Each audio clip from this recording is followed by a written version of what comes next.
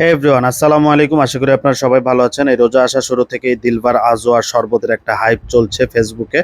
তো এই ফেসবুক দেখতে দেখতে আজকে সবাই মিলে চলে গেলাম এই দিলবার আজওয়ার শরবত খেতে। তো প্রচুর পরিমাণের ভিড়, যেমন তেমন এদেরও প্রচুর খাবারেরও যে একটা হাইপ উঠছে ফেসবুক জগতে।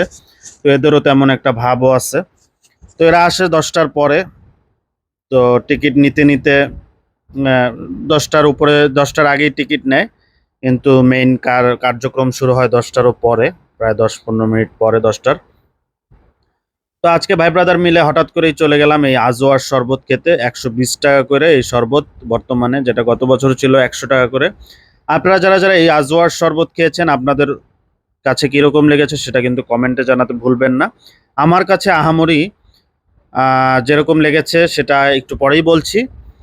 আর এই শরবতটা আপনারা পাবেন হলো শরীটোলা স্কুলের এখানে, মানে পুরান ঢাকা শরীটোলা, যে আজওয়া দিলবার আজওয়া গুগলে লিখে সার্চ দিলেই আপনারা পেয়ে যাবেন এই শরবতের লোকেশন। আপনারা যারা যারা খাবেন আপনারাও চলে আসতে পারেন এখানে। আর এত পরিমাণের হাইপ এই কারণে, যেমন ভিড় থাকে, ওনারা খোলার সাথে সাথেই অনেক পরিমাণে টিকিট সেল হয়ে যায়। তো যাই হোক, আমরা প্রায় 2 ঘন্টা অপেক্ষা করার পরে এটা হাতে পেয়েছি। কারণ ওনারা আসার সাথে সাথেই আমরাই প্রথম টিকিট নিয়েছি।